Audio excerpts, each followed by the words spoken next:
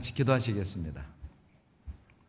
좋으신 우리 아버지 하나님, 주님을 등지고 죄악 가운데 소망 없이 살던 우리를 십자가에 보혈로 값없이 구원해 주시고 영생의 말씀이 증거되며 성령께서 역사하시는 몸된 교회 안에서 시마다 때마다 능력의 말씀과 믿음의 교제로 우리를 양육하여 주심에 감사드립니다.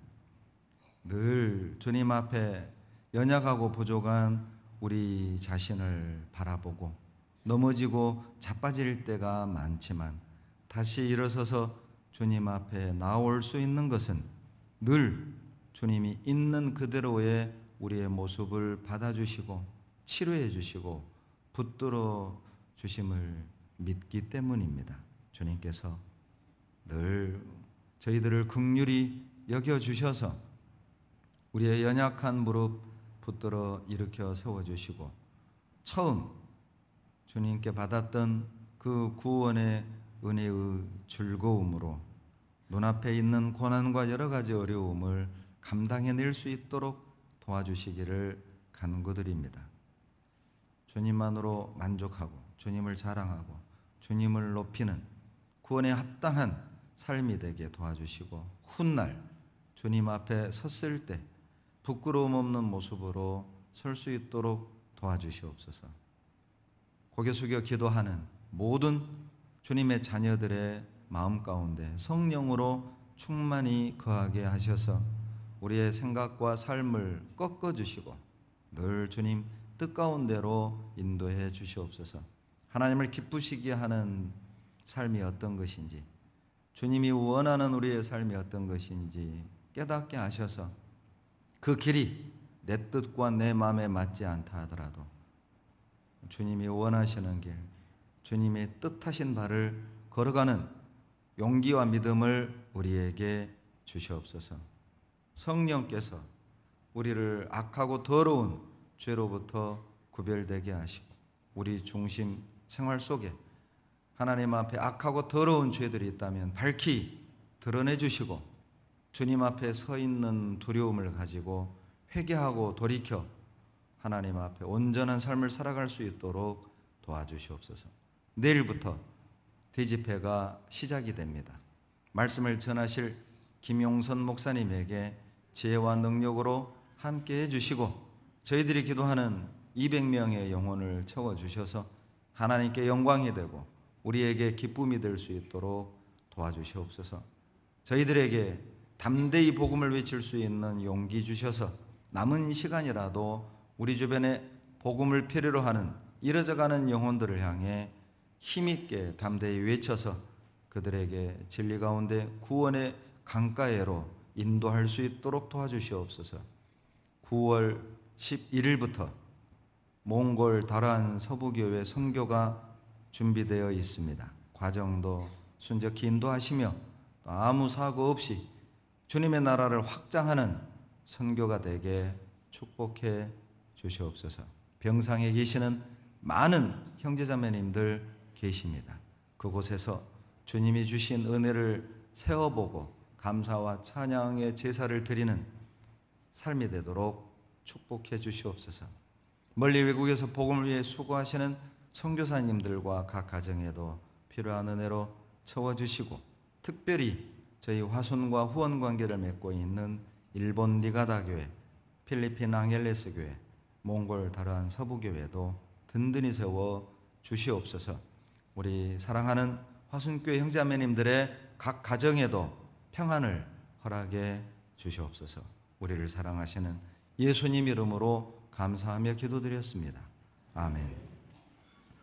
구약 성경 룻기 2장을 보시겠습니다.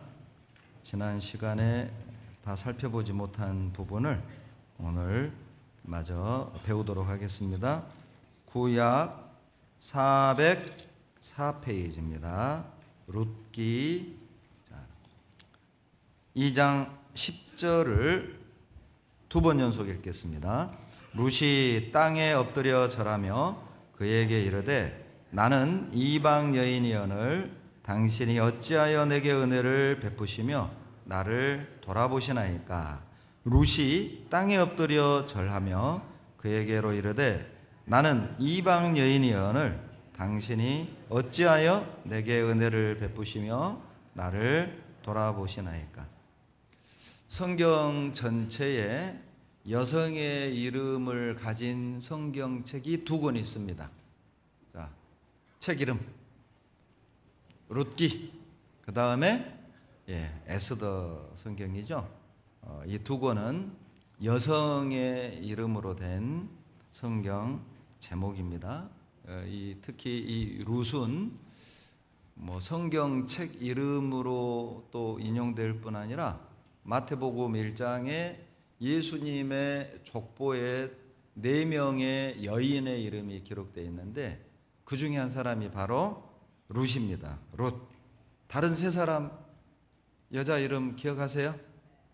마태복음 1장에 나오는 예수님 족보에 들어있는 4명의 여인의 이름은 다말, 그리고 룻, 그리고 그래요. 밧세바. 순서대로 하려고 성질 내지 마세요, 할머니. 그래요. 밧세바. 그리고 또 한 사람의 여인이 다말 들어갔고, 룻 들어갔고, 그리고 밧세바 들어갔고, 라합 들어가요. 라합. 이 라합은요, 이제 조금 후에 말씀드리겠지만 기생이에요. 기생. 그런데 이 라합이 룻의 시어머니입니다. 룻의 시어머니예요. 아마 이 기생 라합 시어머니의 영향이 있었을 거다. 룻이 보아스의 아내가 되는 것에는 이제 그 내용을 조금 후에 함께 또 생각해 보도록 하겠습니다. 어떻든 이 룻은 스스로 2장 10절에 말하는 것처럼 이방 여인입니다. 모압 여인이에요. 특별히 모압 여인은 신명기에 보면 이스라엘의 회중에 들어올 수가 없어요. 아예 율법으로 딱 정해놨습니다. 모압과 암몬 족속은 이스라엘 회중에 들어오지 못하게 하라. 법으로 딱 정해놔버렸죠. 그런데 그 법을 뛰어넘어서 룻이 어떻게 예수님의 족보에 들어올 수 있었는가? 그 이유를 실은 이 룻기에서 말하고 있어요.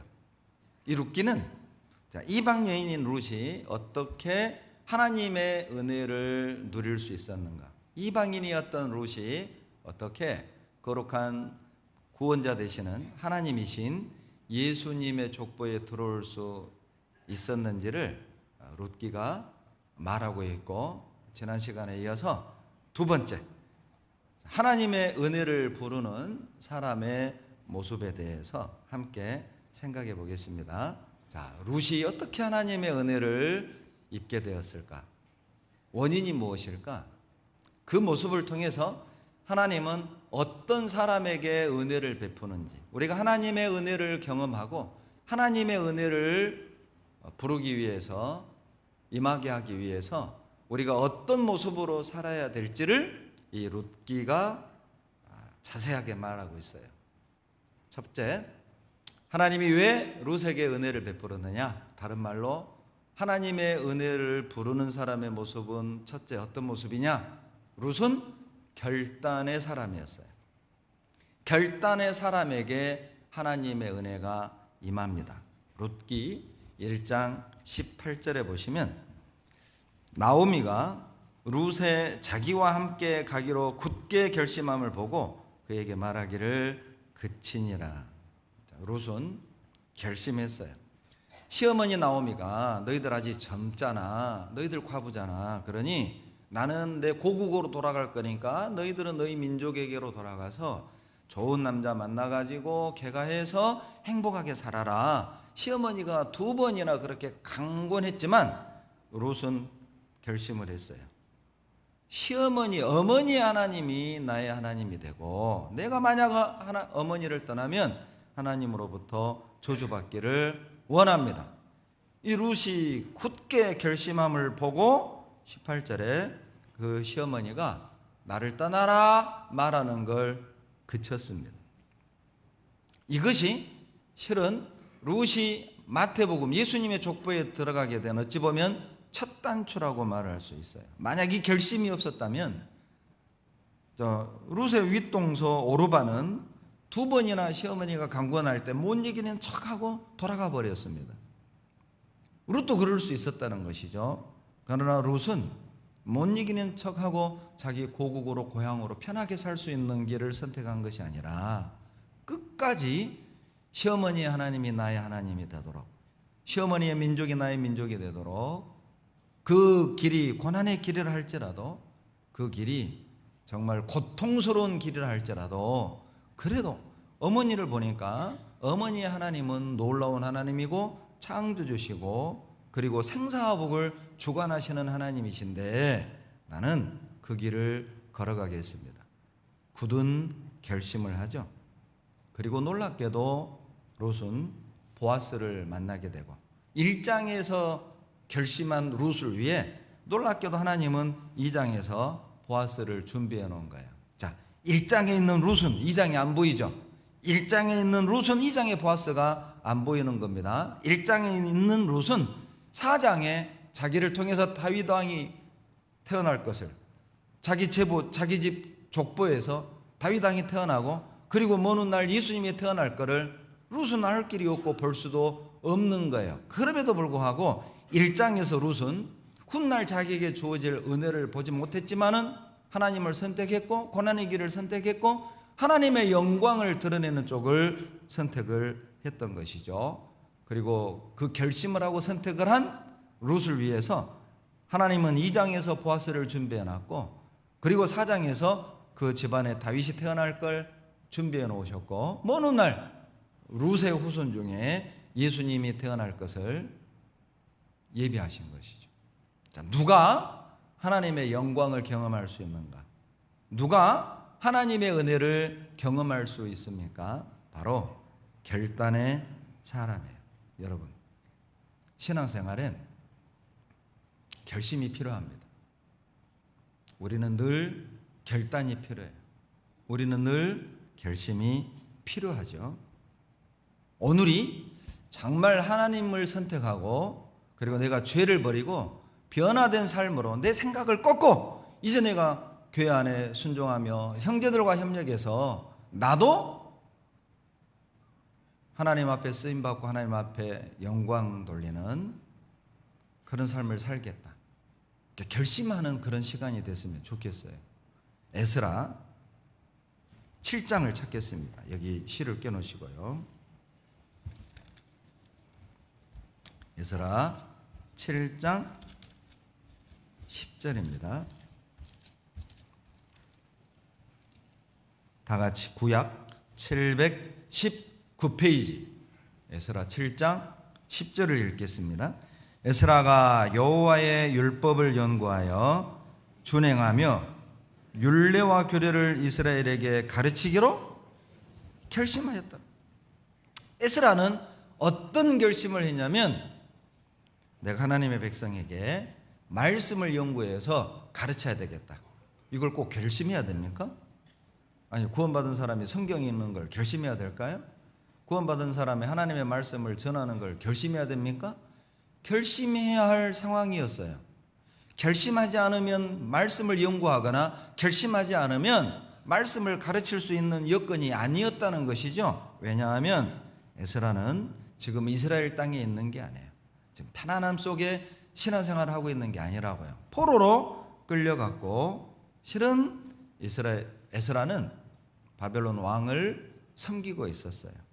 7장 6절에 보시면 7장 6절에 이 에스라가 바벨론에서 올라왔으니 저는 이스라엘 하나님 여호와께서 주신 바 모세의 율법에 익숙한 학사로서 그 하나님 여호와의 도우심을 입음으로 왕에게 구하는 것은 다 받는 자더니. 자, 직장이 궁궐이란 걸 알 수 있습니다. 당대 최강국 바벨론의 궁궐에서 직장생활을 한 거죠. 우리식으로 말하면. 그런데 어느 정도의 위치였느냐? 왕에게 구하는 것은 다 받는 위치. 그러니까 가장 왕의 신임을 받는, 모르겠습니다. 오늘날 말로 표현한다면 권력, 서열 2위 정도나 될까요? 그러니까 막강한 권력을 가지고 있고 어찌 보면은 정말 고민 없이 걸릴 것 없이 거추장스러운 것 없이 편하게 살 수 있는 그런 환경, 출세길이 열렸고, 그러죠. 권력을 손에 쥐는 그런 환경에 살고 있었단 말이죠. 그런데 예루살렘에 있는 자기 민족의 소식을 들은 겁니다. 자기는 바벨론 궁궐에서 이렇게 누리고 살고 있지만은 지금 이스라엘 땅에서 하나님의 자기 약속의 땅에서 자기 백성들이 어떻게 살고 있는 소식을 들은 것이죠. 에스라는 편할 수가 없었어요. 궁궐에 있었지만 편할 수가 없었습니다. 기름진 음식을 먹었지만 맛이 있을 수 없잖아요. 좋은 침대에 자고 좋은 옷을 입었지만 그것이 그를 행복하게 해줄 수 없었어요. 기도 중에 에스라는 결심합니다.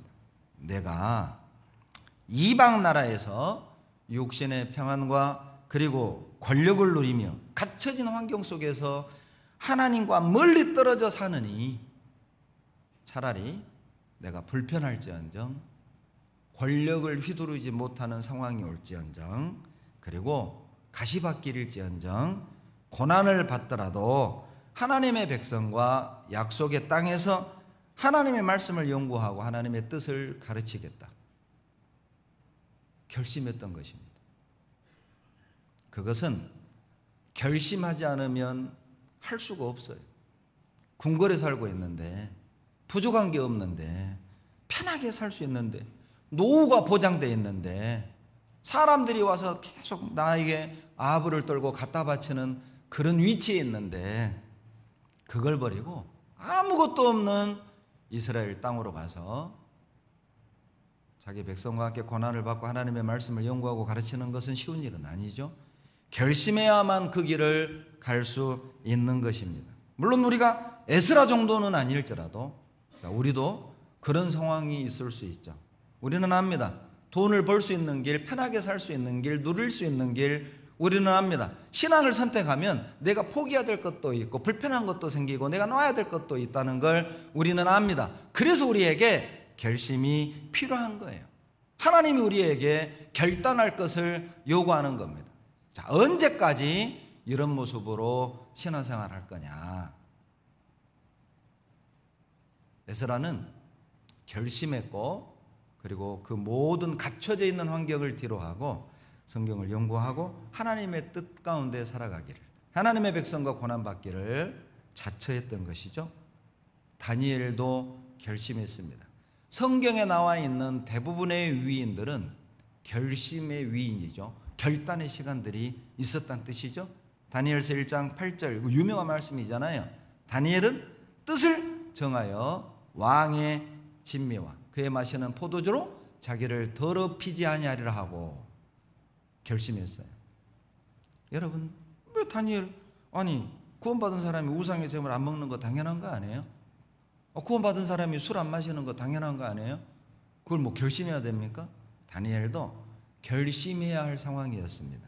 다니엘은 대략 17살에 바벨론에 포로로 끌려간 거예요. 17이면 오늘날 우리나라 고1 정도 되지 않습니까? 여러분 주변에 고1 보면 어때요? 듬직해요? 철없어요? 철만 없어요? 속도 없고 머리에 든 것도 없고 막 깝깝하고 답답하고 불쌍하고 저거 어쩔까 싶고 막 그러잖아요. 우리 애들 말고 세상 애들 그러잖아요. 고1 하면 얼마나 철없고 속없습니까? 답답하잖아요. 철없고. 요즘 애들 보면 여기 계신 뭐 이제 우리 봉사의 어머니의 고1 때에 비하면 참 아이들이 참 어리다 생각이 들죠. 우리 때는 안 그랬는데 막 그러죠. 본인 때도 그랬으면서 안 그런 척 그러잖아요. 우리 때는 안 그랬는데 요즘 애들은 참 답답하고 이렇게 속이 없다, 그런 마음이 들죠. 그 나이였어요. 그 나이에 바벨론의 포로로 끌려간 겁니다. 그런데 하나님의 은혜로 궁궐에 들어가서 살 수 있는 기회가 온 거예요. 그런데 궁궐에 들어가려면 우상의 제물을 먹어야 하고 왕이 주는 포도주를 마셔야 합니다. 그런데 다니엘은 결심한 거죠. 자, 내가 불순종하면서까지 나는 출세하지 않겠다. 하나님을 슬프게 하면서까지 내 꿈을 이루지 않겠다. 내가 하나님을 거역하면서까지 성공하지 않겠다. 결심을 한 겁니다. 그런데 결국 총리가 됐잖아요. 나라가 바뀌고 왕도 바뀌었지만은 대략 80여 년 넘도록 다니엘은 계속 총리를 유지했어요. 왕은 교체됐는데 몇 번 왕이 교체되고 어디 왕만 교체됐습니까? 나라도 바뀌었잖아요. 바벨론에서 메데바사로.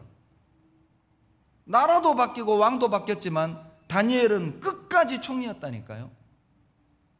그것이 진정 성공하는 방법입니다. 하나님을 떠나서 신앙을 속이고 세상과 타협하고 적당히 죄를 지으면서 빠른 속도로 내가 원하는 걸 얻으면 그것이 성공이라고 생각할 수 있죠. 그러나 결국 시간이 지나면 나에게 주어진 건 아무것도 없다는 걸 알게 될 거예요. 그러나 하나님의 방법으로 속도는 느리다 할지라도 내가 하나님 앞에 양심을 속이지 않고 타협하지 않고 정로로 행한다면 내가 이렇게 가지고 돈을 벌 수 있을까? 내가 이렇게 가지고 승진할 수 있을까? 내가 이렇게 해서 이 자리를 지킬 수 있을까? 의문이 된다 할지라도 결심하고 그 길을 간다면 아마 사장은 바뀌고 회사는 망해도 하나님이 내 자리는 주지 않을까. 우리 오늘 결단합시다. 육신의 것은 잊을지라도, 육신의 것은 잃어버릴지라도 내가 주님은 잃지 않겠다. 양심은 잃지 않겠다. 신앙은 잃지 않겠다. 예수님도 결심했습니다. 누가복음 9장 51절입니다. 예수님도 결심한 거 아시나요? 누가복음 9장 51절. 다 같이 읽겠습니다. 예수께서 승천하실 기약이 차감해 예루살렘을 향하여 올라가기로 굳게 결심하시고, 승천하실 날이 다가왔다. 그 말은 죽을 날이 다가왔다 그 말이에요. 죽어야 부활하고 승천하시잖아요. 주님은 죽을 날을 알고 사셨죠. 여러분, 죽을 날을 알고 사는 것만큼 두려운 게 어디 있어요? 죽을 날을 알고 사는 것만큼 고통스러운 게 있을까요? 생각해 보세요. 주님은 이제 십자가에 죽어야 될 날이 다가온 걸 아셨습니다. 그러려면 예루살렘으로 가야 해요. 그런데 주님이 결심하신 것이죠. 왜냐하면 주님은 하나님이셨지만 주님은 동시에 완벽한 인간이었습니다. 우리가 느끼는 두려움을 느꼈고, 우리가 느끼는 고통을 느꼈고, 우리가 느끼는 외로움을 느꼈고, 우리가 느끼는 아픔을 주님도 동일하게 느끼셨어요. 그래서 십자가에 매달려 하신 기도 중에 아버지여 이 잔을 내게서 옮기시옵소서. 겟세마네에서 드렸던 기도 중에 아버지여 이 잔을 내게서 옮겨주십시오. 그러나 내 뜻대로 마옵시고 아버지의 뜻대로 되기를 원하나이다. 물론 시편 22편의 예언을 이루는 성취하기 위한 기도이기도 했지만 우리가 해야 될 기도를 대신한 것도 되고, 그리고 주님은 우리가 느껴야 될 아픔과 고통과 두려움을 다 느끼셨다는 겁니다. 결심하셨습니다. 가자. 이제 죽으러 가자. 이제 인간들에게 조롱을 당하러 가자. 강도들에게 멸시를 당하러 가자.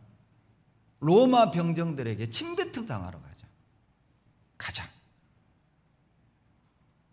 예루살렘으로 올라가면 주님이 당해야 될 그 고통, 희롱, 천대, 멸시, 구더기 같은 인간들에게 당해야 될 그런 무시, 주님은 다 알고 있었습니다. 결심해야만 했습니다. 주님의 육신의 마음은 이 잔이 피해갔으면 했지만 아버지 뜻이 그렇다면 그 길을 가야 했고, 그 길을 가기 위해서 주님은 결심해야만 했어요. 가장 아름다운 일을 위해서, 가장 가치 있는 일을 위해서, 가장 고결한 일을 위해서 주님은 결심했고, 그 결심이 주님의 육신을 십자가에 매달리게 했던 거예요.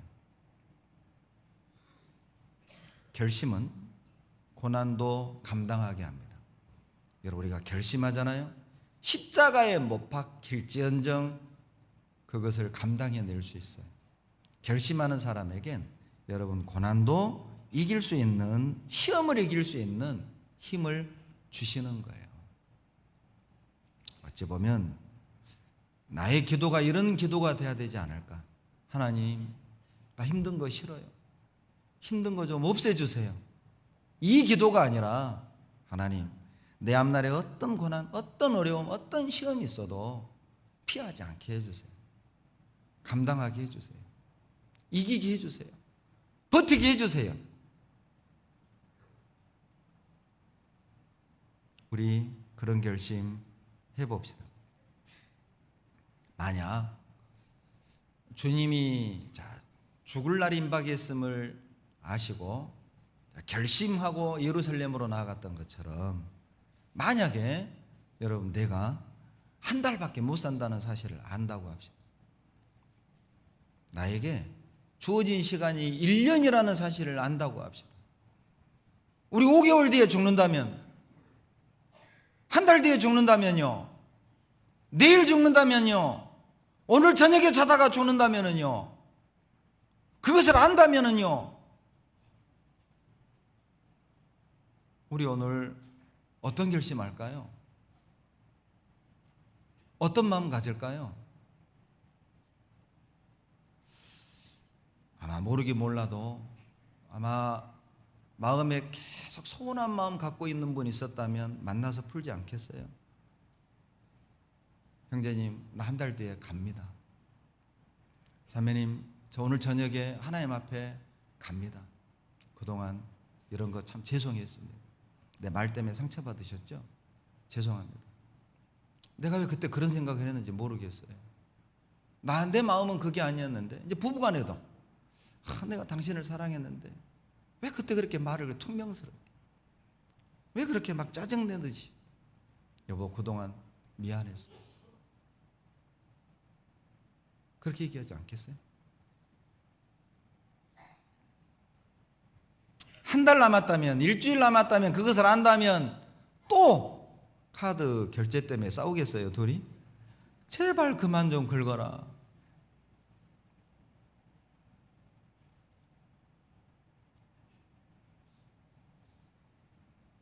아마 우리도 후회 없는 삶을 위해서, 가장 가치 있는 일을 위해서 결심하고 그 길을 선택하지 않을까요? 이 세상에 가장 가치 있는 일이 있다면 여러분, 십자가를 짊어지는 것만큼 아름다운 일이 있겠습니까? 여러분, 지옥 갈 영혼에게 은혜의 복음을 전하는 것만큼 가치 있는 일이 있을까요? 소중한 일이 있을까요? 우리는 그런 일을 하는 사람입니다.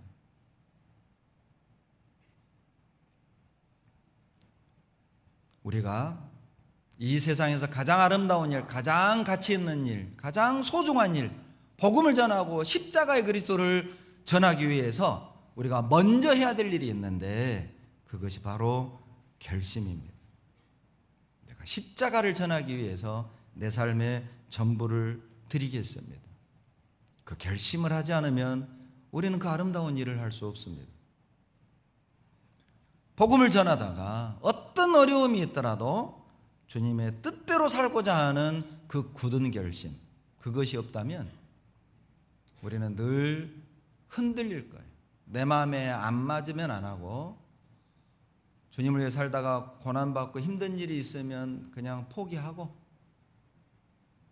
넘어졌다가 섰다만을 반복하다가 남의 탓만 하다가 원망만과 불평만 하다가 우리는 나에게 주어진 그 마지막 시간을 다 보내게 될 겁니다.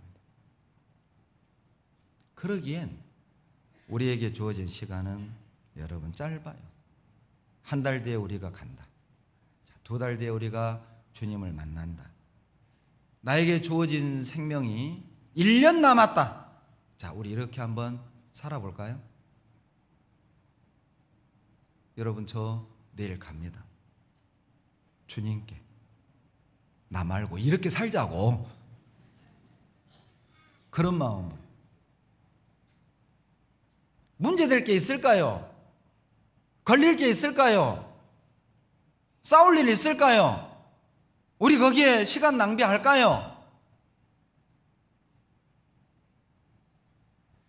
신앙엔 결심이 필요해요. 왜냐하면 여러분, 결심은 하나님을 움직여요. 결심은 위에 있는 은혜를 아래로 끌어당기는 힘이 있어요. 에스더 4장 16절에 죽으면 죽으리라. 그 유명한 말씀이죠. 에스더가 죽으면 죽으리라. 결심했잖아요. 그 결심의 결과로 여러분 말살당할 뻔했던 이스라엘 백성들이 살아남았어요. 하나님이 원수 하만을 장대에 달아 죽였잖아요. 결심은 하나님을 움직이고 결심은 은혜를 불러들여요. 세상에서 가장 무서운 사람이 누굴 것 같아요? 세상에서 가장 무서운 사람은 죽기를 각오한 사람입니다. 죽여라 하고 덤비는 사람 절대 못 이깁니다. 제일 무서운 사람이 각오한 사람이에요. 나 주님을 위해 죽기로 결심했어. 나 주님을 위해 살기로 결심했어. 나 이제 교제 안 빠지기로 결심했어. 나 봉사하기로 결심했어. 나 정말 주님께 드리기로 결심했어. 나 정말 이제 순종하기로 결심했어. 이제 불평을 버리고 내가 정말 하나님을 사랑하고 교회를 사랑하고 같은 마음으로 헌신하기로 결심했어. 그 사람을 마귀가 이길 수 있겠습니까? 결심하면 하나님이 도와주셔요. 결심하면 여러분 죄에서 벗어납니다. 결심하면 놀랍게도 마음이 편해져요. 결심해 보세요. 시편 57편 5절입니다. 시편 57편 5절.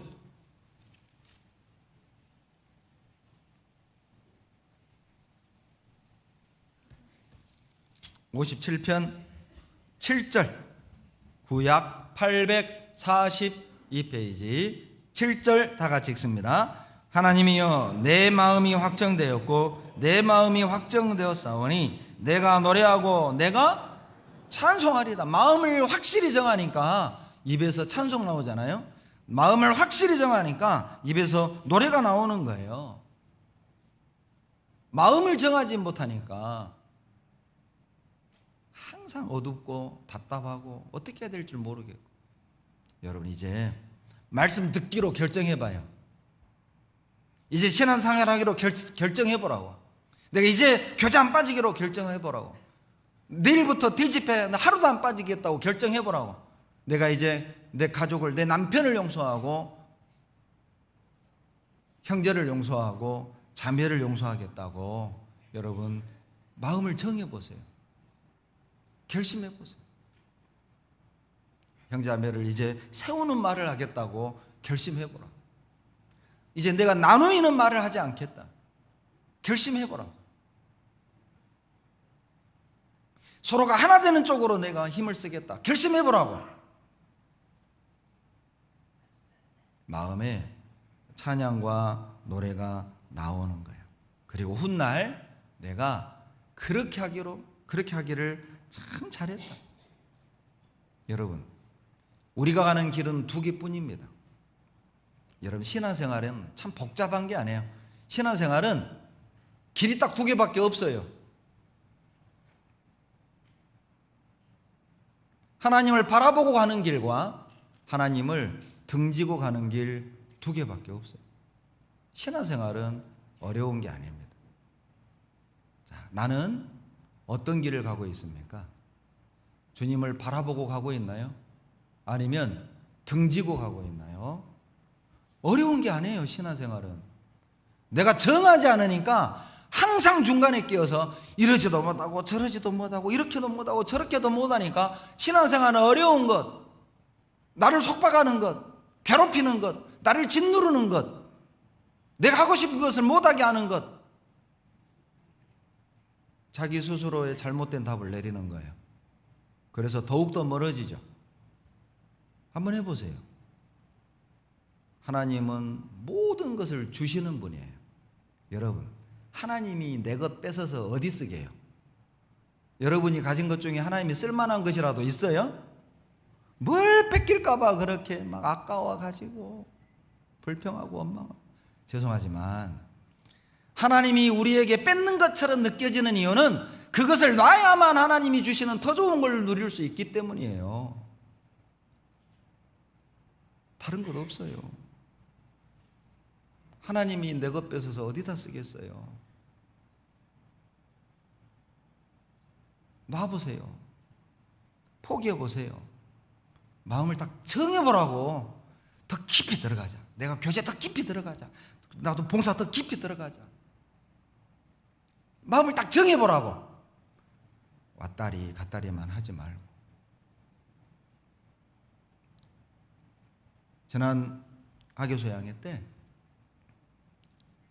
상담을 하는 서울 지역의 어떤 아주머니, 여러 번 말씀을 듣고 우리 교회를 십몇 년 전에 나왔다가 떨어져 나갔어요. 보니까 구원이 아니에요. 십몇 년 동안을 방황을 하고 다 건강도 잃고 이제 불면증에 시달리고 동생에게 끌려온 거예요. 그리고 이분이 수양관에 올라올 땐 딱 마음을 정하고 왔어요. 하나님, 이번에 나 구원 안 해주면 나 안 내려갑니다. 결국 구원받고 내려가셨어요. 하나님이 구원해 주실 거 아니겠어요? 그런 마음이면 구원해 주죠. 여러분, 이번 대집회, 내일부터 있을 대집회, 우리 그런 결심하고 한번 들어보지 않을래요? 하나님, 이번 집회 때 주님의 사랑으로 나를 바꿔주세요. 주님의 사랑으로 나를 꺾어주세요. 내 생각 좀 꺾어주세요. 내 삶의 방식 좀 꺾어주세요. 나도 좀 다른 형제자매들과 교제가 잘 통하게 좀 꺾어주세요. 변화시켜주세요. 나도 같이 희생하고 헌신하고 주님께 마음껏 드리는 기쁨을 경험하게 나를 좀 꺾어주세요. 결심하고 한번 들어보지 않을래요? 그러면 됩니다. 왜 변화되지 않을까요? 자, 우리 자신을 한번 보시죠. 이 가운데는 구원받은 경륜이 다양합니다. 40년 된 분도 계시고요, 30년 된 분도 계시고요, 20년 된 분도 계시고요, 15년 된 분도 계시고요, 5년 된 분도 계시고요, 2달짜리 있죠? 2달짜리도 있어요. 수양에 다 달라요. 보세요. 2달 동안 얼마나 바뀌었어요? 5년 전에 나하고 비교해 보세요. 얼마나 바뀌었어요? 30년 전에 나하고 비교해 보세요. 얼마나 바뀌었어요? 왜 안 바뀔까요? 결심 안 하는 거예요. 마음을 딱 안정하는 거라고. 한번 정해 보세요. 오늘. 그리고 내일부터 들어보세요. 마음을 정하고 듣잖아요? 달리 들려요. 마음 안정하고 듣잖아요? 똑같은 것을 왜 들으라고 할까요? 다 아는 말씀인데 신기하죠. 들을 귀 있는 자는 들을지어다. 죄송한데 이 설교를 들을 귀가 있고 듣지 못하는 귀가 있다는 겁니다. 슬픈 얘기죠. 이 설교를 들을 수 있는 귀가 있고 못 듣는 귀가 있어요. 듣는데 못 알아먹어. 듣는데 내 양심을 못 찌르는 겁니다.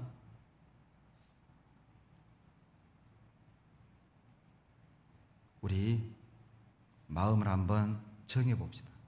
성경이 그것을 요구하고 있습니다.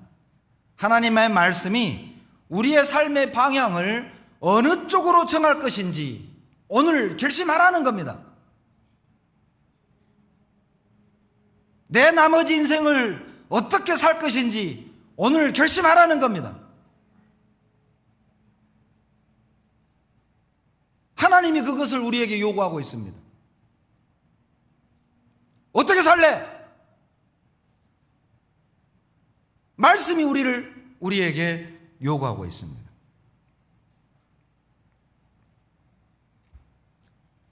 룻기 1장으로 돌아가 봅니다. 자, 룻이 이방 여인임에도 하나님의 족보에 들어갈 수 있었던 두 번째 이유는 룻은 정말 부모를 공경할 줄 아는 사람이에요.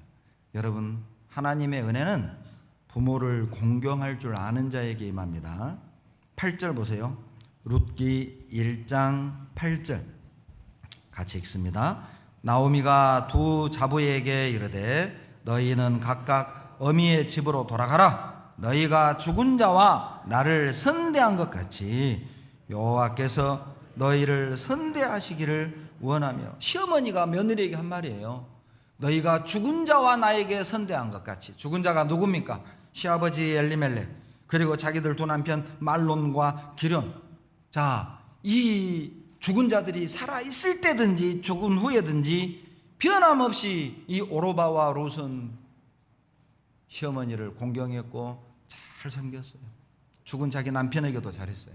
죽은 자기 시어머니에게도 잘했어요.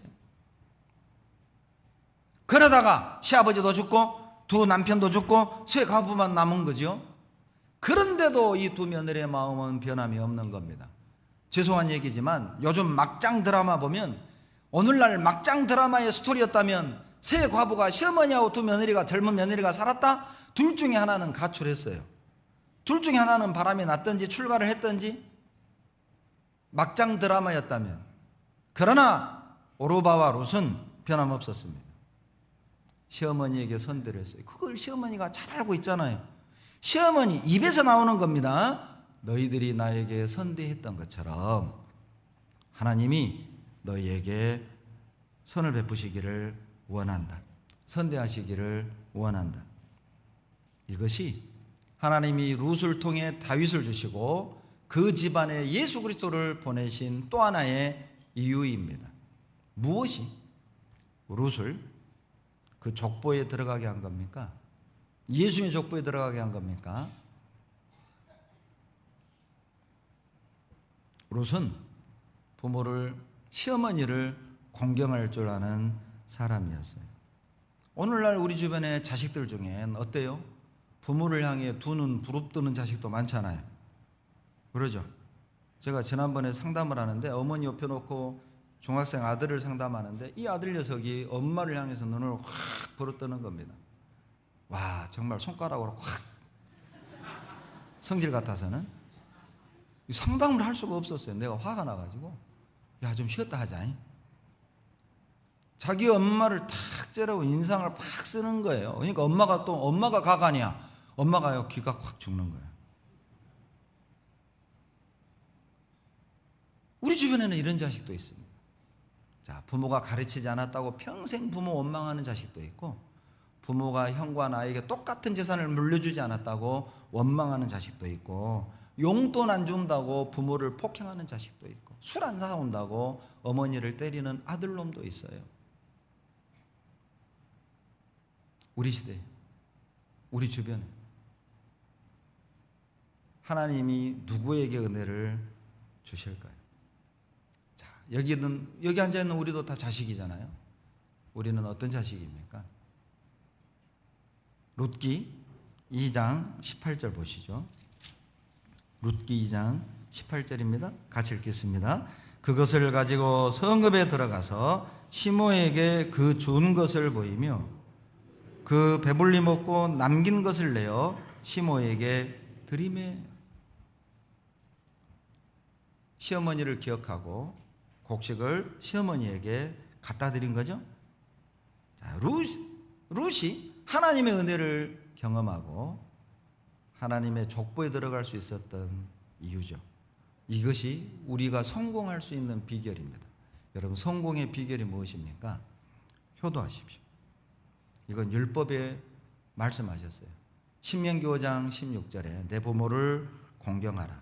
그래야면 내가 복을 누리리라. 성공하고 싶습니까? 효도하십시오. 이건 구약 시대에 주어진 율법만이 아니에요. 에베소서 6장 1절로 3절에 자녀들아 너희 부모를 순종하라. 이것이 옳으니라. 내 아버지와 어머니를 공경하라. 이것은 약속 있는 첫 계명이니 이는 내가 땅에서 잘되고 장수하리라. 우리가 잘 살 수 있는 비결, 부모를 공경하는 겁니다. 이 땅에서 성공할 수 있는 비결, 부모를 공경하는 겁니다. 오늘 말씀 끝나면 부모님께 전화 드리세요. 멀리 계시면 전화 드리세요. 그리고 이렇게 얘기하세요. 사랑합니다. 감사합니다. 부모님 곁에 계신다면 안아주세요.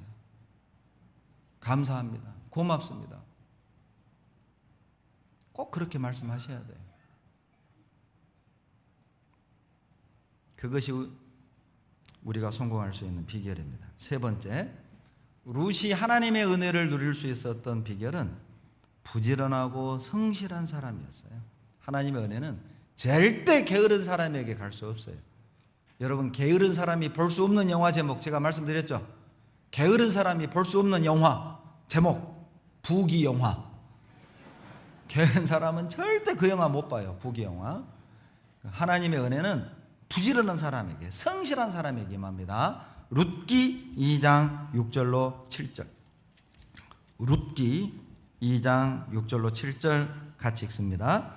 베는 자를 거느린 사환이 대답하여 가로되 이는 나오미와 함께 모압 지방에서 돌아온 모압 소녀인데 그의 말이 나로 베는 자를 따라 단 사이에서 이삭을 줍게 하소서 하였고 아침부터 와서는 잠시 집에서 쉰 외에는 지금까지 계속 하는 중입니다. 시어머니가 자, 이삭 주워와라 보냈다고 가정을 해봐요.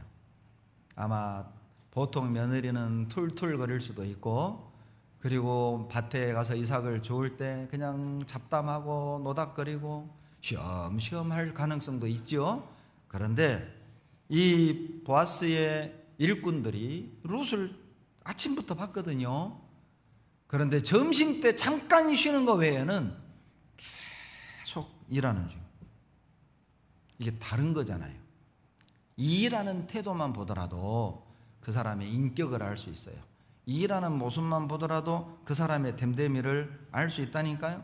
자, 퀴즈 하나를 내겠습니다. 오늘 퀴즈를 맞히신 분은 점심 제가 쏩니다. 지하 1층에서. 자, 룻이 이삭을 주울 때 억지로 했을까요? 즐겁게 했을까요? 어떻게 하세요? 느낌이 오잖아요. 성경에는 그런 구절 없습니다. 그러나 우리는 7절 한 구절을 보고라도 우리는 룻의 태도를 알 수가 있는 거예요. 또 하나의 퀴즈입니다. 룻이 이삭을 주울 때 그냥 중얼중얼하며 했을까요? 흥얼거리며 했을까요? 찡그리고 했을까요? 웃는 얼굴로 했을까요? 대충 했을까요? 최선을 다했을까요?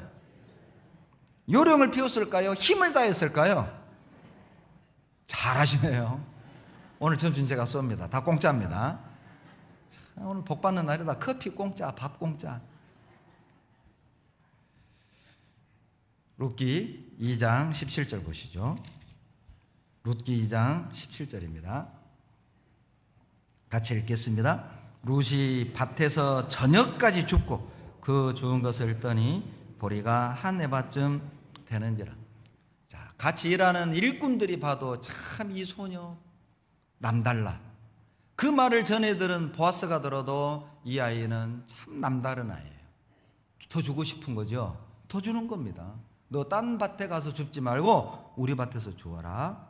그리고 보아스가 일꾼들에게 시켜요. 몰래 이삭을 떨어뜨리라.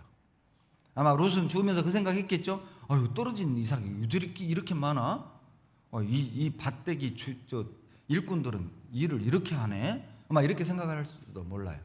그러나 그건 예비된 은혜였습니다. 우리가 우연이라고 생각했던 것들이 이미 하나님이 예비해 주신 은혜였음을 기억하셔야 돼요.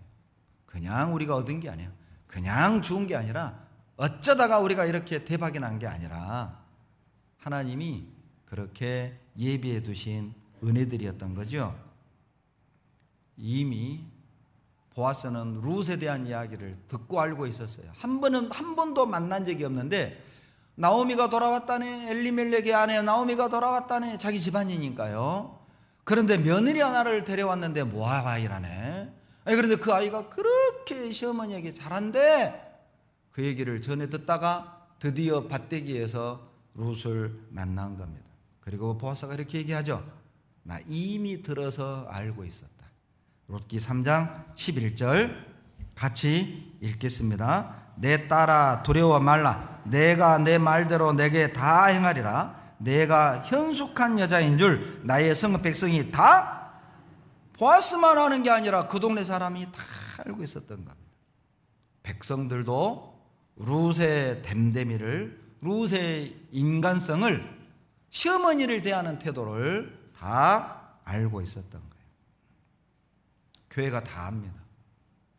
나에 대해서 다 알고 있다는 걸 여러분도 알고 계셔야 돼요. 여러분만 모르고 있어요. 다 알고 있습니다. 나도 알고 있지 않습니까? 나도 배연기 하면 딱 평이 나오잖아요. 배연기 하면 어떤 사람, 오병기 하면 어떤 집사님, 오병 이상하네요. 염은숙 하면 어떤 자매, 서춘자 하면 뭐 어떤 집사님, 딱 나오잖아요. 정영구 하면 어떤 형제, 딱 나오잖아요. 김영미 하면 어떤 자매, 딱 나오잖아요. 박강남 하면 암송 잘하는 형제, 뭐 딱 나오잖아요. 우리도 형제 자매에 대해서 알고 있지 않습니까? 알고 있지 않습니까? 그러면 다른 형제 자매들이 나를 어떤 형제로 알고 있을까요? 어떤 자매로 기억하고 있을까요? 너가 현숙한 여인임을 백성이 다 아느니라. 평소의 마음가짐, 평소의 우리의 언행이 나의 인격이고 나의 신앙임을 기억하십시오. 그것이 바로 납니다. 평소에 성도를 향해 마음을 쓰는 것, 교회를 대하여 마음을 쓰는 것, 평소에 우리가 내뱉는 그 농담 한마디 한마디, 그 모든 것들이 어우러져서 배연기가 되는 거예요. 그게 나예요. 나를 어떻게 기억하고 있을까? 지금부터 다듬어 갑시다. 너가 어떤 자매인지, 너가 어떤 형제인지 화순교회가 다 아느니라. 이렇게 적용시킬 수도 있겠잖아요. 네 번째, 롯은 감사할 줄 아는 사람이었어요. 하나님의 은혜는 감사할 줄 아는 사람에게 임합니다. 롯기 2장 10절 같이 읽습니다. 롯이 땅에 엎드려 절하며 그에게 이르되 나는 이방 여인이오늘 당신이 어찌하여 내게 은혜를 베푸시며 나를 돌아보시나이까? 보아스에게 하는 말입니다. 나는 이방 여인인데 왜 나를 이렇게 도와주고 나에게 은혜를 베풀고 나를 불쌍히 여겨줍니까? 고맙습니다. 감사합니다. 나는 이런 은혜를 받을 자격이 안 되는데 나에게 이런 은혜를 베풀어 주시니 고맙습니다. 그 뜻이에요. 여러분, 롯은 사사시대 사람이라고 말씀드렸죠. 여러분, 사사시대의 그 사회 분위기가 어땠는지 아세요? 감사할 줄 모르는 시대였어요. 사사기 8장 33절로 35절은 댁에 가서 찾으세요. 사사기 8장 33절로 35절에 보면 기드온의 이스라엘에게 베푼 모든 은혜를 따라서 그의 집을 후대치도 아니하였더라. 이거 잘못 읽으면 이렇게 이해를 하게 됩니다. 기드온의 이스라엘 이렇게 이해하시는데 그게 아니고 기드온이 이스라엘에게 베푼 모든 은혜를 따라서 이스라엘 사람들이 기드온의 후손에게 기드온의 집안에 후대치 아니하였더라. 이런 의미입니다. 35절이. 기드온은 목을 내놓고 이스라엘 민족을 위해 싸웠고 독립시켰잖아요. 그런데 기드온이 33절에서 죽어요. 그 뒤부터 입을 딱 씻는 겁니다. 기드온의 집안을 돕지 않았어요. 은혜를 잊어버린 겁니다. 감사치 않았던 것이죠. 그게 그 당시 사회적 분위기였어요. 도움을 받는 게 당연한 거예요. 너가 나를 도와주는 건 당연한 거야. 너 사사잖아. 너는 나를 도와야 돼. 여러분 죄송한데 그런 자세를 가지면 절대 하나님의 은혜를 경험할 수 없어요. 교회가 나를 돕는 건 당연해. 교회가 나한테 이렇게 하는 건 당연해. 교회는 이렇게 해야 돼. 구역장 조장은 이렇게 해야 돼. 구역장 조장은 나한테 이렇게 하는 것이 당연해. 차량 봉사하는 게 당연해. 그건 은혜를 경험할 수 없어요. 롯의 자세는 기억하십시오.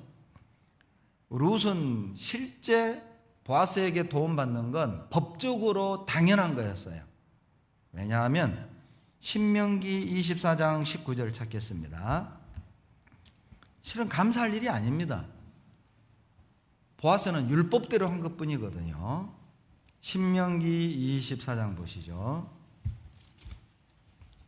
19절로 21절입니다. 내가 밭에서 곡식을 벨 때에 그 한 뭇을 땅에 잊어버렸거든 다시 가서 취하지 말고 객과 고아와 과부를 위하여 버려두라. 20절. 내가 내 감람나무를 떤 후에 그 가지를 다시 살피지 말고 그 남은 것은 객과 고아와 과부를 위하여 버려두며 21절 같이 읽죠. 내가 내 포도원의 포도를 딴 후에 그 남은 것을 다시 따지 말고 객과 고아와 과부를 위하여 버려두라.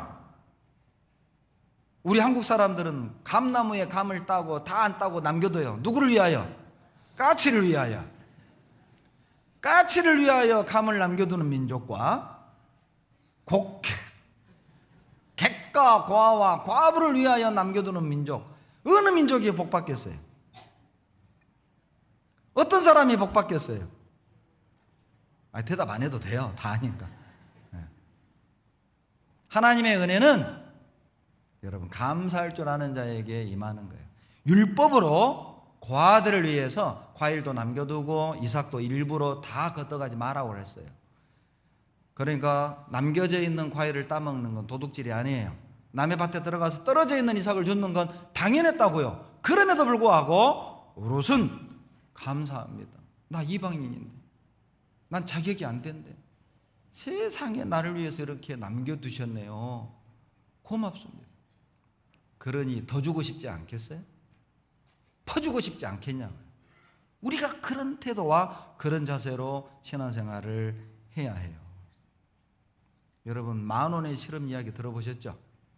어떤 사람이 아침 6시마다 일어나가지고 동네 집집마다 돌아다니면서 집 앞에다가 10,000원을 탁 놓고 가는 거예요. 마당쓸로 나왔던 사람이 10,000원을 보고 돈 떨어졌다고. 아니 그냥 내가 드리는 거라. 이상하네. 주워 담았어요. 한 달 동안을 매일 10,000원씩을 놓고 갔어요. 3일째 되니까 동네 사람들이 전부 다 6시에 일어나서 마당 앞에 기다렸어요. 뭐 하래요? 10,000원 받으려고. 이제 한 달 지나고 그 다음날 아침 6시에 그 사람이 지나갑니다. 어김없이 동네 사람들 6시에 일어나서 집 앞에 다 나왔습니다. 그런데 이 사람이 돈을 안 주고 그냥 가는 거예요. 불렀어요. 이보시오. 돈 내놔. 이게 가당치나 않은 일이죠. 이건 있을 수 없는 일이에요. 당연하게 생각합니다. 당연히 받을 돈을 받는 것처럼 생각을 한 거예요. 우리가 주님의 은혜를 그렇게 생각하지 않습니까? 주님 왜 안 주세요? 당연히. 그리고 불평하고 원망하는 거예요. 왜 나한테는 안 주세요? 저 자매는 주는데, 저 형제는 주는데 왜 나는 안 주세요? 왜 나한테 돈도 안 주고 집도 안 주고 직장도 안 주고 결혼도 안 시켜주고 왜 나는 안 주세요? 아주 당연히 내 모습은 아닐까? 어디 하나님을 향해서 뿐입니까? 여러분 교회를 향해서도 우리가 그런 마음이 있을 수 있어요. 교회는 당연히 해야 해요. 임원들은 당연히 그거 해야 해요. 안 해주면 서운하고.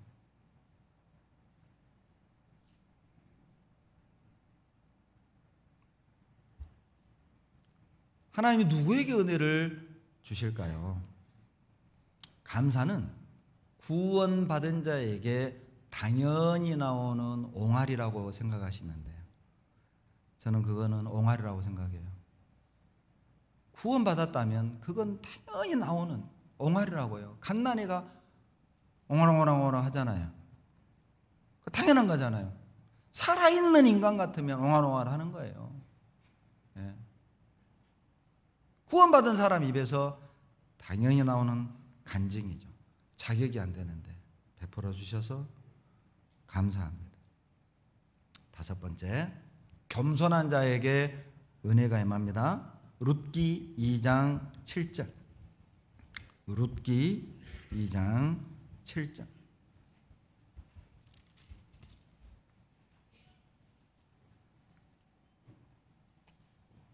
룻기 2장 7절 같이 읽습니다. 그의 말이 나로 베는 자를 따라 단 사이에서 이삭을 죽게 하소서 하였고 아침부터 와서는 잠시 집에서 쉰 후에 지금까지 계속하는 중입니다. 죽게 하소서 히브리 원어에는 제발 죽게 해 주세요 청유형입니다. 허락을 받는 거죠. 룻은 율법상 밭에 들어가 이삭을 줄 수 있는 당연한 권리가 있었습니다. 주어도 그건 누구도 통제할 수 없는 거예요. 하나님의 법으로. 그럼에도 불구하고 당연하게 들어간 게 아니라 양해를 구하는 거죠. 저 죽게 허락해 주십시오. 허락을 구했습니다. 그러니까 눈에 확 띄는 거예요. 일꾼들 눈에 확 띄는 거예요. 그리고 그 룻을 자세히 보니까 다른 사람하고 달라. 점심때 밥 먹는 거 외에는 계속 일하는 중이에요. 달라요. 구원받은 사람은 다르다고. 말하는 게 달라요. 형제자매를 대하는 게 달라요. 교회를 대하는 게 달라요. 문제가 있을 때 그 문제를 풀어가는 방식이 달라요. 마음이 달라요. 돈 쓰는 게 달라요. 시간을 쓰는 게 달라요. 원수를 대하는 게 달라요. 다르다고. 부모를 대하는 게 다르고 남편을 대하는 게 다르고 가족을 대하는 게 다르고 서로를 대하는 게 달라요. 당연했지만 룻은 허락을 받았습니다. 제가 줘도 될까요? 말 한마디로 천냥빚 갚는다는 말이 있죠. 그러죠? 같은 말이면 다홍치 말하는 말도 있지 않습니까? 말 한마디로 기쁘게 할 수도 있고 말 한마디로 상대방을 불쾌하게 할 수도 있고 말 한마디로 세울 수도 있고 말 한마디로 잡아뜨릴 수도 있고 말 한마디로 살릴 수도 있고 말 한마디로 죽일 수도 있고 말 한마디로. 그게 말의 힘입니다.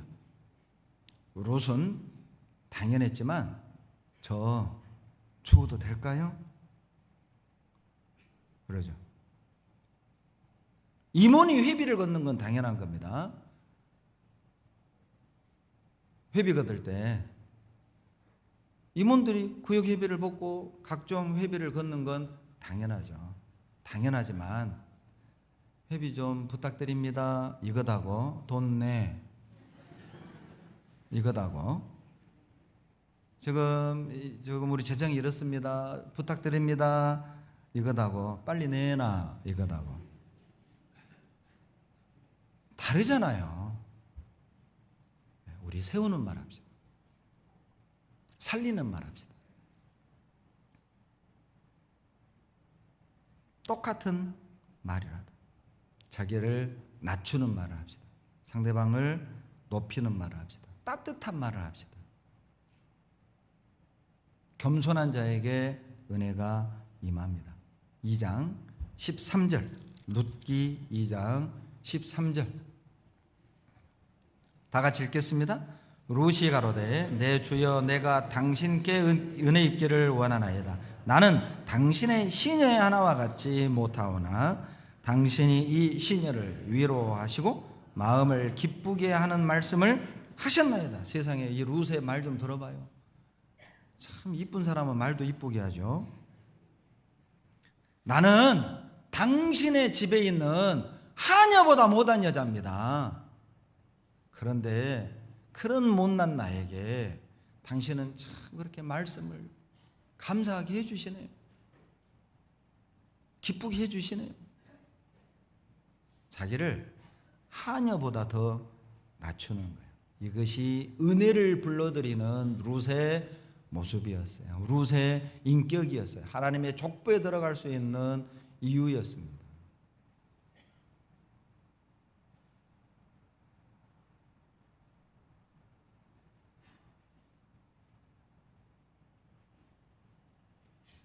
거듭난 자와 이방인의 가장 큰 차이점이 무엇일까요?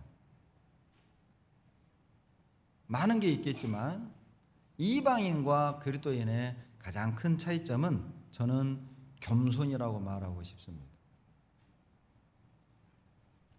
이 당시 예수님 당시 로마가 지배하던 그 당시 사회에서는 겸손은 미덕이 아니었습니다. 연약하고 힘이 없는 사람들, 노예들의 모습이었죠. 자, 그때 주님이 등장하셨고 주님의 가르침은 마태복음 11장 29절에 수고하고 무거운 짐진 자들아 다 내게로 오라. 내가 너희를 쉬게 하리라. 나는 마음이 온유하고 겸손하니 내게와 배우라. 그리하면 너희 마음이 쉼을 얻으리니.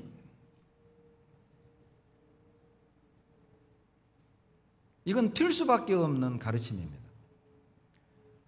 겸손은 미덕도 아니었고 나약하고 힘없고 노예들의 그런 모습이었는데 주님 말씀에 겸손을 배워라. 여러분, 우리가 주님께 배워야 될 게 참 많죠. 그런데 주님은 주님께 배워야 될 그 많은 덕목 가운데 온유와 겸손 두 가지를 드러내고 계셔요. 왜냐하면 그 두 개를 배우면 우리 마음에 쉼을 얻습니다. 우리 마음에 쉼을 얻어요. 힘을 얻어요. 평강을 얻어요. 겸손한 자에게 은혜가 임하는 것이죠.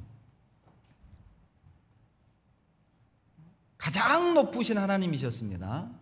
그 하나님이신 예수님이 가장 낮은 곳에 오셨어요. 주님은 전능하셨죠? 모든 능력을 갖고 있으셨지만 그러나 그 능력을 다 사용하지 않으시고 그냥 십자가에 달리셨어요. 자, 이제 주님에게서 겸손을 배웁시다. 겸손이 뭘까요? 자, 너는 내게 와 배워라. 나는 마음이 온유하고 겸손하니 배워라. 자, 주님이 십자가에서 겸손이 무엇인지를 가르쳐 주셨어요. 자, 여러분 겸손을 뭐라고 정의하실래요? 자, 저는 말씀의 근거에서 겸손을 정의하라고 한다면 겸손은 자기를 비우는 것입니다. 그것이 겸손입니다. 빌립보서 2장 6절로 7절. 빌립보서 2장 6절로 7절.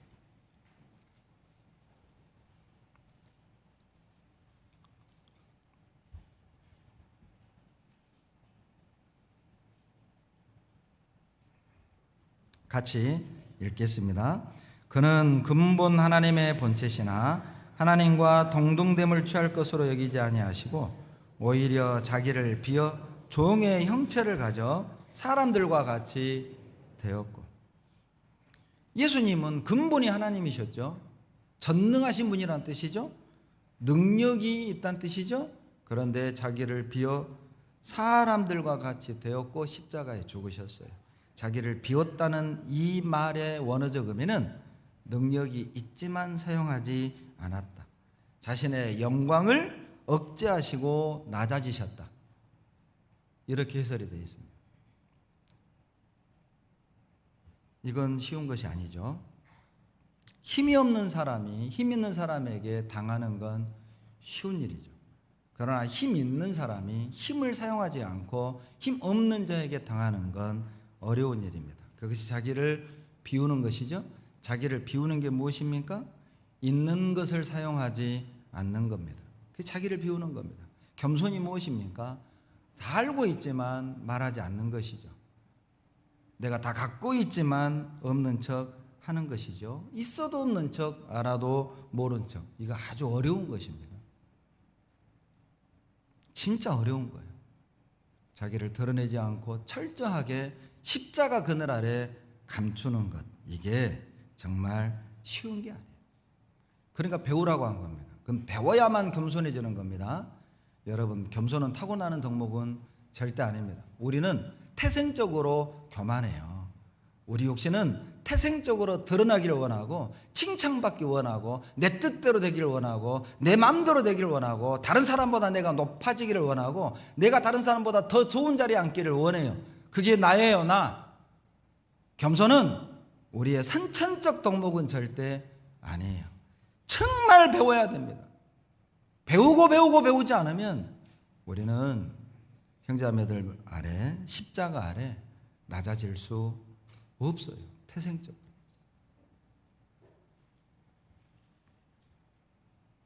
주님은 전능하시지만 조롱을 당했고 전능하시지만 십자가를 지셨습니다.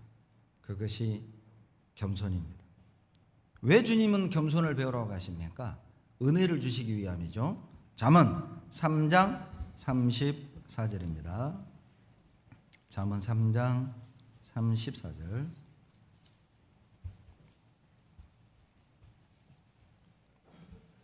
잠언 3장 34절. 다 같이 읽겠습니다. 진실로 그는 거만한 자를 비웃으시며 겸손한 자에게 은혜를 베푸시나니. 자, 하나님은 겸손한 자에게 은혜를 베푸셔요. 그래서 은혜를 주시기 위해 하나님은 겸손을 배우라고 말씀하시죠. 하나님은 겸손한 자를 가까이 하십니다. 시편 147편 6절에 여호와께서 겸손한 자는 붙드시고 악인은 땅에 엎드러지느니라. 우리 신앙을 지킬 수 있는 방법, 우리 신앙이 넘어지지 않는 방법, 내 위치를 지킬 수 있는 가장 안전한 방법은 낮아지는 겁니다. 나를 비우는 겁니다. 겸손입니다. 그것이 내가 넘어지지 않고 떨어지지 않고 자빠지지 않는 방법이에요. 시편 147편 6절을 찾겠습니다. 시편 147편 6절.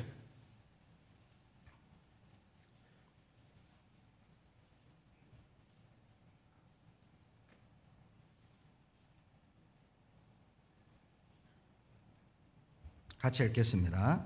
여호와께서 겸손한 자는 붙드시고 악인은 땅에 엎드러뜨리시는도다. 겸손한 사람은 붙드시지만 악인은 엎드러뜨리셔요. 이것이 우리가 넘어지지 않는 비결이고 끝까지 주님께 붙어 있을 수 있는 비결이죠. 그리고 이제 여섯 번째, 루시 하나님의 은혜를 경험할 수 있었던 이유, 하나님의 은혜를 불러들이는 사람이 어떤 사람입니까? 순종의 사람이에요. 룻기 3장 5절로 돌아가 보시죠. 룻은 순종의 사람이었습니다. 룻기 3장 5절로 6절 같이 읽겠습니다.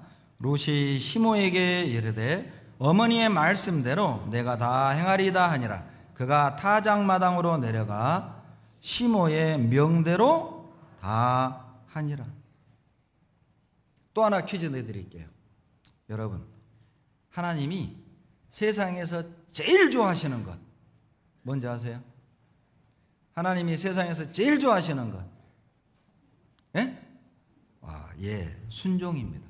사무엘상 15장 22절에 여호와께서 번제와 다른 제사를 그 목소리 순종하는 것을 좋아하심같이 좋아하시겠나이까?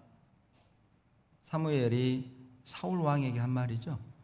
하나님이 제일 좋아하는 게 순종이에요. 여러분, 하나님을 기쁘게 해드리고 싶으세요? 순종하시면 됩니다. 또 하나의 퀴즈를 드리죠. 여러분, 제사 중에 하나님이 가장 기뻐하는 제사는 뭘까요? 순종입니다. 사무엘상 15장 22절 동일한 구절이죠. 순종이 제사보다 낫고 가장 좋은 제사다. 하나님의 마음을 사로잡는 방법, 순종입니다. 하나님의 눈에 띄는 방법, 순종입니다. 하나님께 쓰임받는 방법, 순종입니다. 하나님의 은혜를 부르는 방법, 순종이에요. 순종은 언제 할 수 있습니까? 순종은 정말 내가 연약하다는 걸 알 때 순종할 수 있어요. 고린도전서 15장 9절에 나는 사도 중에 지극히 작은 자라. 사도 바울의 간증이죠. 사도 중에 지극히 작은 자라. 고린도전서는 3차 전도 여행 중에 기록했습니다. 그런데 에베소서 3장 8절에 모든 성도 중에 지극히 작은 자보다 더 작은 나에게. 여러분, 에베소서는 로마 감옥에서 기록한 서신이죠. 그리고 디모데전서 1장 15절에 mit보다 모든 사람이 받을 만한 이 말이여 그리스도 예수께서 죄인을 구원하시려고 세상에 임하셨다 했도다. 죄인 중에 내가 괴손이라. 고린도전서 15장에서는 사도 중에 작은 자, 에베소서에서는 성도 중에 지극히 작은 자보다 더 작은 나, 디모데전서에서는 괴수 중에 내가 괴수다. 죄인 중에 내가 괴수다. 디모데전서는 감옥에서 잠깐 풀려났을 때 유예기간 중에 기록한 말씀입니다. 시간이 흐를수록 바울은 철저하게 깨달았어요. 내가 이렇게 작은 자, 성도 중에 작은 자. 더 시간이 지나 보니까 아니다. 죄인 중에 내가 괴수다. 하나님이 사도 바울을 통해 14권의 성경을 기록했던 이유입니다. 점점 낮아지는 거예요. 사도 바울은 성경을 기록할수록 높아지는 게 아니라 점점 낮아졌어요. 천국을 실제 갔다 왔잖아요. 사도 바울은 천국을 갔다 오고 더 낮아진 겁니다. 바울을 통해서 기적이 나타났잖아요. 기적을 베풀고 난 뒤에 더 낮아진 거예요. 낮아지면 낮아질수록 하나님이 드러나고 하나님이 역사하신 겁니다. 그리고 마지막 목 잘려 순교를 당했던 거예요. 순교의 영광은 순종하는 자에게 주어지는 것이죠. 아무나 주를 위해 죽는 게 아니라 순종하는 자에게 순교의 영광이 주어지는 것이죠. 언제 순종할 수 있습니까? 순종하는 사람. 사랑할 때 순종할 수 있어요. 요한복음 14장 15절입니다. 요한복음 14장 15절.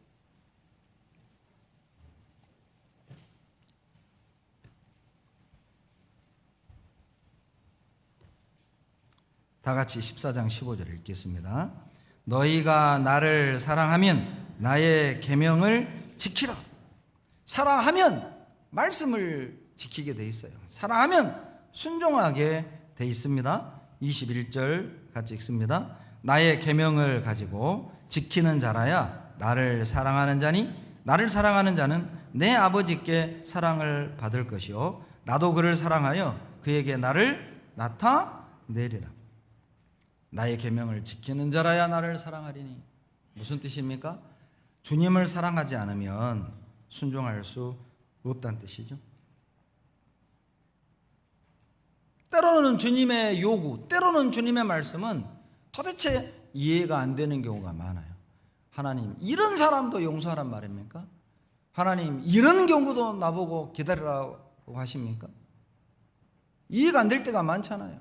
언제까지 참으라고요? 언제까지 기다리라고요? 막 그럴 때 있잖아요. 그래도 순종해야 해요. 이유가 있습니다. 어떤 임금이 신하에게 명령을 내렸습니다. 자, 여기 앞에 있는 우물을 퍼서 저 밑 빠진 독을 채우시오. 예! 신하는 계속 물을 퍼서 밑 빠진 독에 붓기 시작했어요.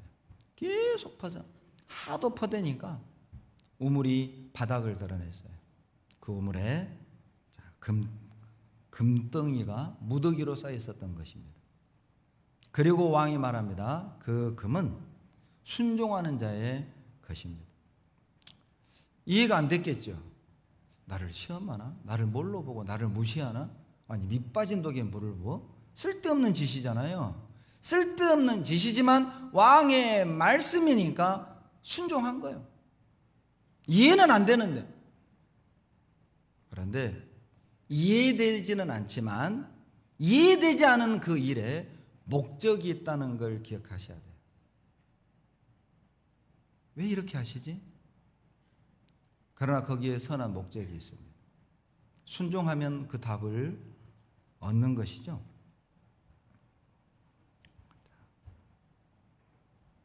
불순종의 원인은 뭘까요? 우리가 사랑할 때 주님을 순종한다면. 불순종의 원인은 뭘까요? 내 생각입니다. 열왕기하 5장 1절이죠. 열왕기하 5장 1절.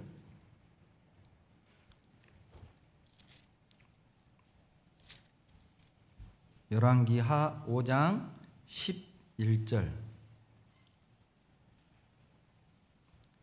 다 같이 읽겠습니다. 나아만이 노하여 물러가며 가로되 내 생각에는 저가 내게로 나와 서서 그 하나님 여호와의 이름을 부르고 당처 위에 손을 흔들어 문둥병을 고칠까 하였도다. 아람 장군 나아만이 문둥이였습니다. 근데 소문에 이스라엘에 가면 선지자가 있는데 그 엘리사는 기적을, 이 문둥병도 고쳐줄 수 있다고, 그리고 대군을 이끌고 갔습니다. 이스라엘이 난리가 난 겁니다. 그러니까 엘리사가 그 벌벌 떠는 왕에게 걱정하지 말고 나한테 보내라고 왔어요. 그런데 이 엘리사가 최강국 군대 국방부 장관이 왔는데 문도 열어보지 않고 게하시 종놈을 시켜서 요단강에 7번 들락날락 하라게라. 종놈이 국방장관에게 와서 우리 선지자님이 그러는데 저 요단강에 가서 7번 들락날락 하라네요. 화가 확 치밀어 오른 거예요. 뭐요 이거? 내 생각에는 저가 버선발로 뛰어나와서, 버선발은 없습니다, 내 앞에 서서 내 상처에 손을 올리고 기도하고 고쳐줄 줄 알았는데 우리나라에는 요단강보다 더 나은 강이 없어서 내가 여기 온 줄 아느냐? 가자! 여러분, 왜 그 말씀대로 못할까요? 나만이 지금 화가 난 이유가 뭡니까? 내 생각에는 자기 생각과 안 맞은 거예요. 내 생각과 안 맞으면 화나잖아요. 내가 원했던 방법이 아니에요. 내가 원한 방법이 아니면 화나잖아요. 여러분, 세상에서 가장 위험한 생각이 뭔지 아세요? 세상에서 가장 위험한 생각, 내 생각이야. 내 생각. 세상에서 가장 위험한 생각이 내 생각. 내 생각을 정의하라. 드러나지 않은 함정. 내 생각이란 드러나지 않은 사단의 함정이에요. 여러분, 11절에 내 생각에는과 반대말이 14절에 나옵니다. 14절 보시죠. 나아만이 이에 내려가서 하나님의 사람의 말씀대로 요단강에 7번 몸을 담그니 그 살이 여전하여 어린아이의 살 같아서 깨끗하게 되었더라. 내 생각에는과 반대말, 말씀대로입니다. 여러분, 내 생각에는 반대말, 말씀대로, 우리 말씀대로 해봅시다. 여러분, 순종은 이해에 대해서 하는 게 아닙니다. 이해에 대해서 순종하는 게 아니라 주님을 사랑하기 때문에 순종하는 거예요. 내 마음에 맞아서 순종하는 게 아니라 주님을 믿기 때문에 순종하는 거예요. 순종의 정의를 말하라고 한다면 순종이란 주님을 사랑하기 때문에 믿고 따르는 거예요. 순종을 4글자로 말씀대로, 순종을 4글자로 늘려라, 말씀대로. 그 사람에게 은혜가 임합니다. 실은 제가 오늘 중요한 내용을 설교를 하려고 준비했거든요. 물론 모든 말씀이 중요한데 고엘 제도에 대해서 오늘 제가 좀 말씀을 드리려고 했는데 좀 일찍 끝내드려야 될 것 같아요. 얼굴들을 보니까 일찍 끝내야 내일 다 나올 것 같아요. 그래서 고엘 제도를 제가 준비했는데 다음 기회에 또 주어진다면, 이 실은 룻기의 키가 고엘 제도거든요. 이 고엘 제도를 설명하기 위해 룻기가 기록이 된 거예요. 예수님에 대한 예언, 이방인에게도 구원이 있다라는 걸 그림자로 보여주는 것이 바로 이 룻기고, 그 근거가 고엘 제도인데 요거는 다음에 함께 배우도록 하겠습니다. 같이 기도하겠습니다. 사랑이 많으신 아버지 하나님, 감사와 찬양과 영광을 우리 아버지 하나님께 돌립니다. 우룻의 모습을 통해서 하나님의 은혜를 부르는 자의 모습, 하나님을 움직이는 자의 모습, 하나님의 능력을 경험하는 자의 모습이 어떤 것인지 교훈해 주심에 감사드립니다. 우리의 삶 속에 룻과 같은 아름다운, 합당한, 지혜로운 삶의 모습을 통해 하나님이 드러나고 많은 사람들이 우리를 보고 하나님을 알고 믿을 수 있도록 도와주시옵소서. 하나님을 증거하고 하나님을 찬양하는 삶이 되도록 도와주시옵소서. 내일부터 대집회가 시작이 됩니다. 많은 영혼들 말씀 앞에 나와 주님의 십자가의 구원의 은혜 깨닫고 복된 삶을 살아갈 수 있도록 도와주시옵소서. 우리를 사랑하시는 예수님 이름으로 감사하며 기도드렸습니다. 아멘. 자, 은혜 찬송가 172장입니다. 미리 나가지 마시고 찬송까지 하고 나가세요. 그리고 제가 오늘 4분 빨리 끝내드렸으니까 내일 다 나오셔야 됩니다. 172장 은혜 찬송 172장입니다.